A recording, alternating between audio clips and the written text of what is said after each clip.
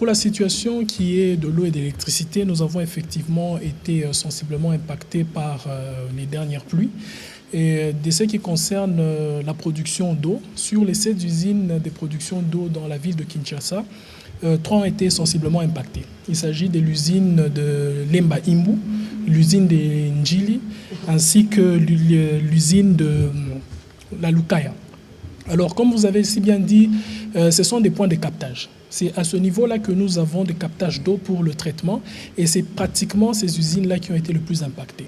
Et nous avons aujourd'hui fait le nécessaire pour reprendre les activités, notamment pour l'usine de Lukaya où les équipements ont été retirés, notamment les moteurs et les pompes, pour effectuer une opération de séchage, le temps de leur mettre en condition. Ça nous prendra pratiquement 48 heures pour les plus rapides, mais plutôt pour l'usine de Njili dont on a pu avoir l'accès, notamment aujourd'hui. Nous pouvons encore compter 3 à 4 jours si les conditions de séchage restent dans les mêmes normes que nous avons et s'il n'y a plus des influences majeures sur la situation du réseau d'adduction d'eau.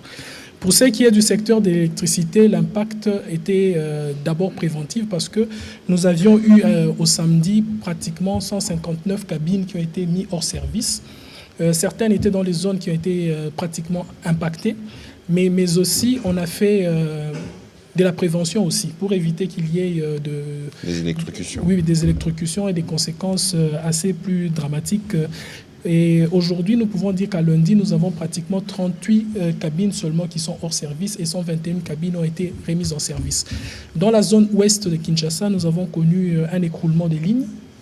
Et dans la zone sud aussi, nous avons connu aussi des écroulements des lignes.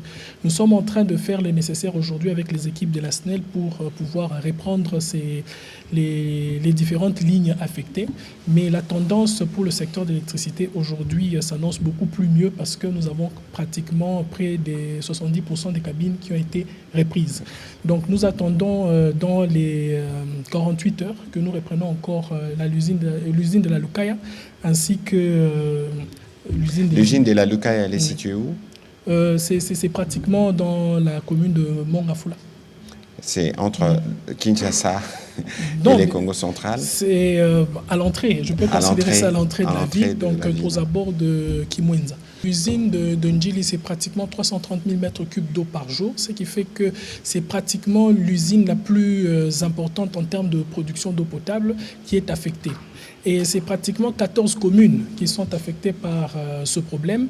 Mais nous avons plus développé des réponses d'urgence, notamment par la mise à disposition des camions citernes qui permettent de faire la ronde dans les 14 communes affectées et pouvoir desservir les populations en eau.